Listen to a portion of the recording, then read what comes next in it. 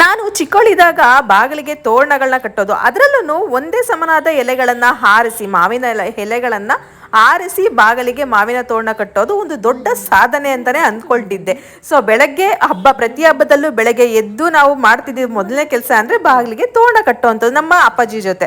So ಮೊದಲಿಗೆ ಆಗಿನ ಕಾಲದಲ್ಲಿ ಬಾಗಿಲಿಗೆ ಈ ನವಧಾನ್ಯಗಳನ್ನು ಕಟ್ತಾ ಇದ್ರಂತೆ. ಇವಾಗ ಹೇಳ್ತಾರೆ ಇದನ್ನ ಕಟ್ಟೋದ್ರಿಂದ ಏನೋ ದೋಷಗಳಿರೋದಿಲ್ಲ ಅಂತ ಏನೋ ಹೇಳ್ತಾರೆ. ಬಟ್ ಅವಾಗೇನು ಕಟ್ತಾ ಇದ್ರು ಅಂದರೆ ಹಕ್ಕಿ ಪಕ್ಷಿಗಳು ಬಂದು ಆ ನವಧಾನ್ಯಗಳನ್ನ ಕಿತ್ತು ಕಿತ್ತು ಆಹಾರವಾಗಿ ತಿನ್ನಲಿ ಅಂತ ಅಂದ್ಬಿಟ್ಟು. ಸೊ ನಾನು ಮೊದಲೇ ಹೇಳ್ದಂಗೆ ನಿಮಗೆ ರಂಗೋಲಿ ಬಗ್ಗೆ ಒಂದು ಮಾತು ಹೇಳಿದೆ, ನಿಮ್ಗೆ ನೆನಪಿದೆಯಲ್ಲೋ ಗೊತ್ತಿಲ್ಲ.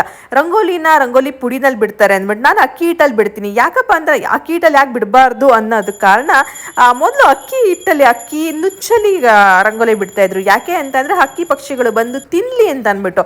ಅದು ಅಕ್ಕಿ ಹಿಟ್ಟು ಹೋಗಿ ಆಮೇಲೆ ಕಲ್ಲಿನ ಪುಡಿ ಆಯಿತು ಅಷ್ಟೇ. ಸೊ ಹಬ್ಬಗಳಲ್ಲಿ ನಾವು ಮಾಡುವಂತಹ ಪೂಜೆ ಪುನಸ್ಕಾರಗಳು ಆ ದೇವರಿಗೆ ದೇವಲೋಕಕ್ಕೆ ಹೋಗಿ ತಟ್ಟಬೇಕು ಅಂತಲೇ ಹೇಳಬಹುದು.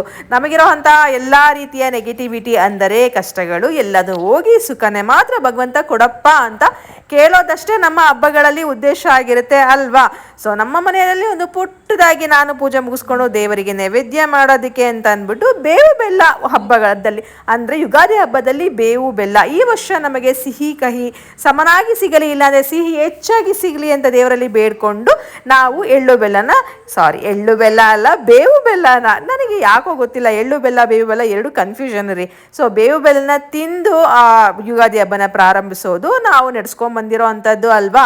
ಸೊ ಇವತ್ತು ನಾವು ಗೊತ್ತಿರೋಂಗೆ ನೀವು ನೋಡಿದ್ರ ವಿಡಿಯೋಸ್ನಲ್ಲಿ ನಾನು ಮಾವಿನಕಾಯಿ ಚಿತ್ರಾನ್ನ ನಂಗೆ ಸ್ಪೆಷಲಿ ತುಂಬಾ ಇಷ್ಟ. ಸೊ ಹಬ್ಬಕ್ಕೆ ಅಂದ್ರೆ ಮಾವಿನಕಾಯಿ ಚಿತ್ರಾನ್ನ ಮಾಡಿಕೊಂಡು ಹೆಸರು ಬೇಳೆ ಹಾಕಿ ಕೋಸಂಬರಿನ ಮಾಡಿಕೊಂಡು, ಕೋಸಂಬರಿ ಈ ಟೈಮಲ್ಲಿ ಕೋಸಂಬರಿ ತಿನ್ನೋದು ಎಷ್ಟು ಬಾಡಿಗೆ ತಂಪು ಅಲ್ವಾ.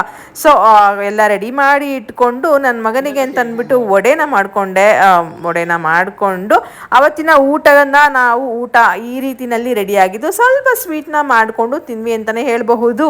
ಸೊ ಈ ರೀತಿ ಇತ್ತು ರೀ ನನ್ನ ಯುಗಾದಿ ಹಬ್ಬದೊಂದು ನನಗೆ ಮಾಡ್ಕೊಂಡಿರೋಂಥ ಸೆಲ್ಫ್ ಗಿಫ್ಟ್ ಬಗ್ಗೆನೂ ಸಹ ನಿಮಗೆ ವಿಡಿಯೋ ಮಾಡಿ ಆಲ್ರೆಡಿ ಅಪ್ಲೋಡ್ ಮಾಡಿದ್ದೀನಿ. ತುಂಬ ಜನ ನೋಡಿದ್ದೀರಾ, ನನಗೆ ಕಮೆಂಟ್ ಮುಖಾಂತರ best of luck, all the best ಅಂತೆಲ್ಲ ತಿಳಿಸಿದ್ದೀರಾ. Thank you so much. ಹೀಗೆ ನನ್ನ ಫಾಲೋ ಮಾಡ್ತಾ ಇರಿ, ಸಬ್ಸ್ಕ್ರೈಬ್ ಮಾಡ್ತಾ ಇರಿ, ಶೇರ್ ಮಾಡಿ, ಕಮೆಂಟ್ ಮಾಡಿ, ಲೈಕ್ ಮಾಡಿ.